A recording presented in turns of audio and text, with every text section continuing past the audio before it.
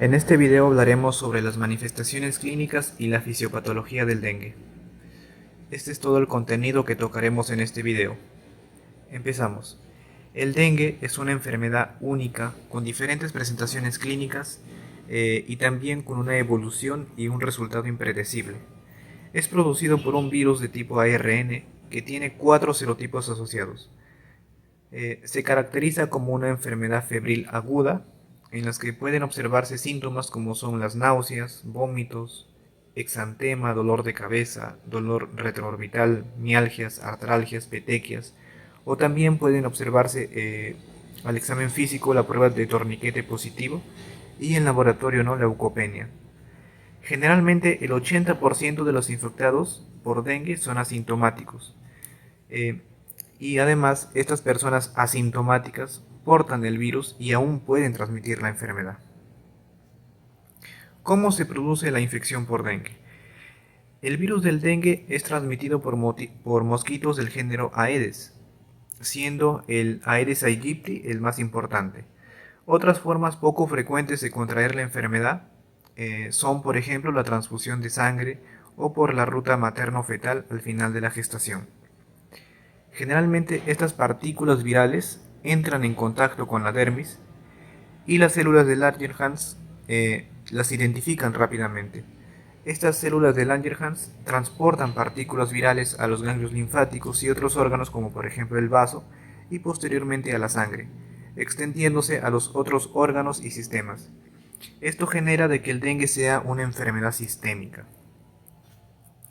¿Cómo y por qué se agrava un paciente con dengue? Tenemos las características del virus y las características del huésped. Entre las características del virus, generalmente la virulencia de la cepa infectante y la carga viral son características importantes que pueden agravar el virus en el paciente. También es importante la presencia de mutantes de escape y las variaciones en su potencial epidérmico. Sin embargo, la respuesta del anfitrión también es decisiva, ¿no? Puede proteger contra cierto serotipo viral. Esta protección parece permanecer durante mucho tiempo, tal vez durante toda la vida, por ejemplo. Y las características del huésped tiene que ver más que todo con la respuesta del anfitrión, que también es decisiva en la infección. Puede proteger contra cierto serotipo viral. Esta protección parece permanecer durante mucho tiempo, tal vez durante toda la vida. Los anticuerpos neutralizantes pueden disminuir o desaparecer en unos pocos meses o años después de la primera infección. Cuando se infecta con un serotipo viral diferente, aparecen o aumentan otros anticuerpos de tipo neutralizante. Estos anticuerpos heterotípicos paradójicamente facilitan la entrada del virus en el monocito a través del receptor Fc, lo que les permite multiplicarse dentro de él, luego liberar y aumentar la carga viral exponencialmente, ¿no? Este es el primer mecanismo que influye en la infección secundaria, más a menudo asociada con formas graves del dengue. Paralelamente, el monocito activado produce y libera una gran cantidad de citocinas, como el factor de necrosis tumoral, entre otras citocinas, ¿no? La acción conjunta sobre el endotelio y otras células del cuerpo va a constituir el principal mecanismo fisiopatológico del dengue grave. Otras características tenemos, por ejemplo, a la edad, debido a la mayor susceptibilidad de personas en edades extremas, es decir, ancianos y neonatos o niños. También el fenotipo étnico, la afrodescendencia generalmente tienen mayor resistencia, ¿no?, a la infección por dengue. ¿Qué provoca la gravedad por dengue? Según un estudio DENCO, en el control del dengue, en donde se realizó en 7 países, ¿no?, en 2 continentes, el estudio incluyó en casi 2.000 pacientes. Los siguientes resultados son de 271 pacientes con dengue severo.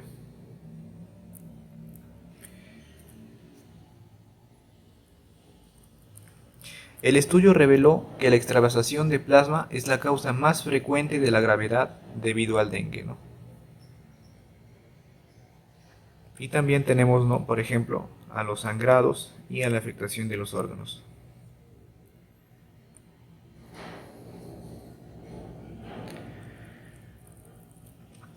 Bien, la segunda causa es el sangrado, de los cuales el digestivo y el respiratorio fueron los más frecuentes asociados con un mal pronóstico. Y la tercera causa es la afección a otros órganos. ¿Cuáles son las fases del dengue? Tenemos, ¿no? El dengue se clasifica principalmente en tres fases: fase febril, fase crítica y fase de recuperación. No necesariamente una persona que se infecta por dengue tiene que pasar por estas tres fases. Generalmente muchos pasan de la fase febril hacia la fase de recuperación sin pasar por la fase crítica, por ejemplo. Empecemos por la fase febril. Aquí sucede un periodo de viremia. Es cuando el paciente se siente afectado, ¿no?, por todos los síntomas de la enfermedad, especialmente en adultos. La viremia acompaña a la etapa febril del dengue y se asocia con el cuadro clínico más florido. Generalmente esta fiebre se caracteriza por ser fiebres altas que llegan hasta los 39 o 40 grados centígrados. La siguiente fase es la fase crítica. Al principio de la etapa crítica, del tercer al quinto o sexto día, la fiebre baja o desaparece. En ese momento el paciente puede mejorar y recuperarse de la enfermedad, o por el contrario puede presentar un deterioro clínico.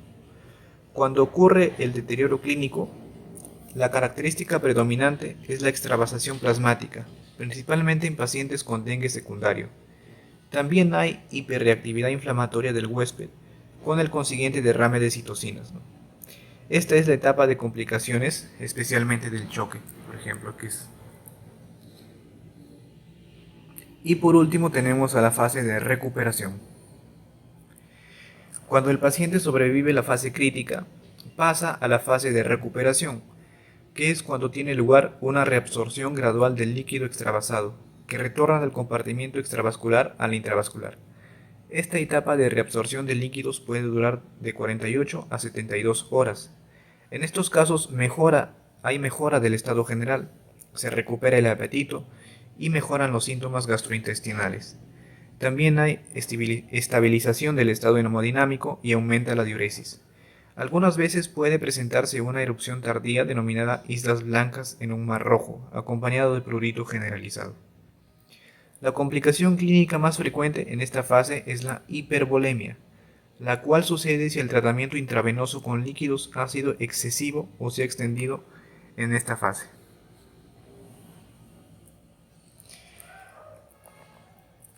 Acá tenemos una gráfica en la cual se resumen, ¿no?, las tres fases del dengue. La fase febril, en donde hay la viremia, la fase crítica y la fase de recuperación.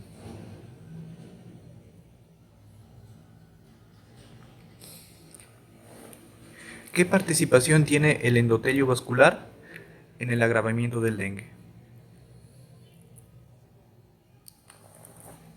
Tenemos: el monocito activado viaja con su carga de partículas virales al mismo tiempo que libera el factor de necrosis tumoral y otras citocinas.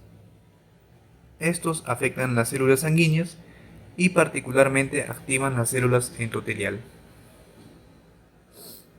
Finalmente, la apoptosis destruye la célula endotelial, lo que conduce a una fuga del plasma y también de los glóbulos rojos hacia el espacio extravascular.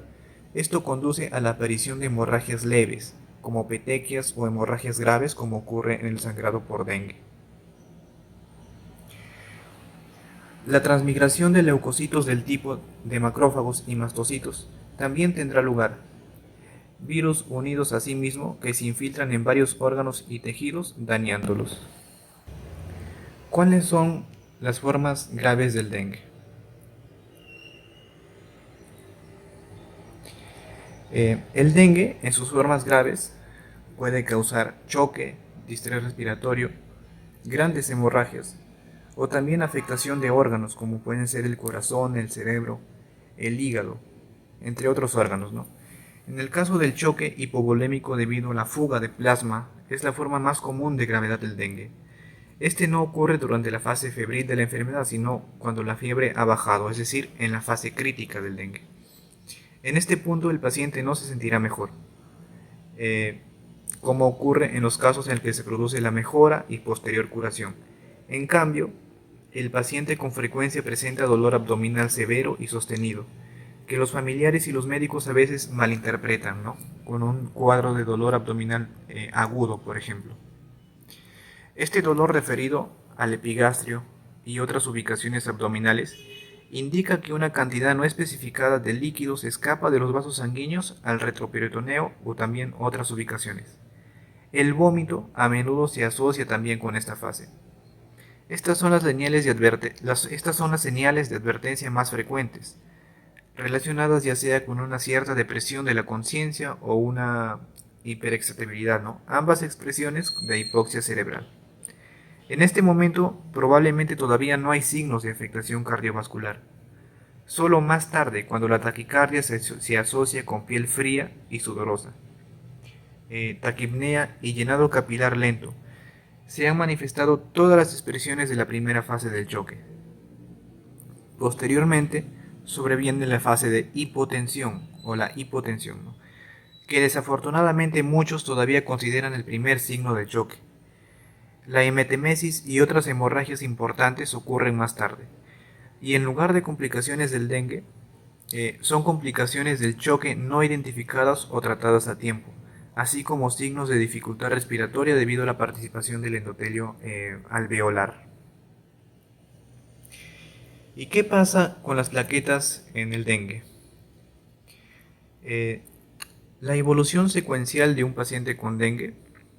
El paciente con dengue no tiene una evolución secuencial. La disminución de las plaquetas o trombocitopenia es una característica del dengue, aunque su ausencia no niega la enfermedad. Es resultado de la lisis plaquetaria en periferia por un fenómeno inmunomediado. Cantidades muy bajas de plaquetas no se asocian generalmente a sangrados u otras complicaciones del dengue, y estas se elevan espontáneamente, pero el paciente necesita guardar reposo hasta que se inicie la recuperación de las mismas. Por el contrario, el inicio de la mejoría en el recuento plaquetario marca el inicio de la mejoría del dengue. Entonces, ¿por qué hay hemorragias en el dengue si no se debe principalmente a las plaquetas? Los sangrados en el dengue son un fenómeno multicasual. Se producen por daño de las células endoteliales, a la liberación de sustancias procoagulantes, a la activación de la cascada de la coagulación con generación de trombina y al aumento de factores fibrinolíticos y consumo de anticoagulantes naturales. Cada factor actuando de manera aislada o asociados a otros, según el caso y el momento de la evolución de la enfermedad, ¿no? Es difícil identificar a un paciente en particular cuál o cuáles son las causas de su sangrado, pero es más fácil evitarlo, pues habitualmente el cuadro hemorrágico es precedido por etapas de hipoxia tisular y acidosis metabólica. Como más frecuente en los pacientes que mueren con sangrados masivos, estos han ocurrido o se han iniciado durante el choque prolongado o recurrente propio del dengue. Durante la etapa febril, la carga viral y la respuesta inmediata del huésped será lo que determine las manifestaciones generales, ¿no? Tal vez con la aparición de petequias y la presencia de una prueba positiva de lazo o torniquete. El paso a la etapa crítica no anuncia la presencia de los signos de alarma, que ya significan algún grado de extravasación del plasma. El aumento de ese daño a los endotelios conduce a un cuadro de choque, el cual puede prolongarse o hacerse recurrente, con hipoxia tisular y acidosis metabólica como acompañantes. También se pueden producir, ¿no?, grandes sangrados y la posible afectación de órganos. Esta afectación de órganos puede conducir a la gravedad por la repercusión directa de un determinado órgano, sin que necesariamente se produzca el cuadro de afectación sistémica.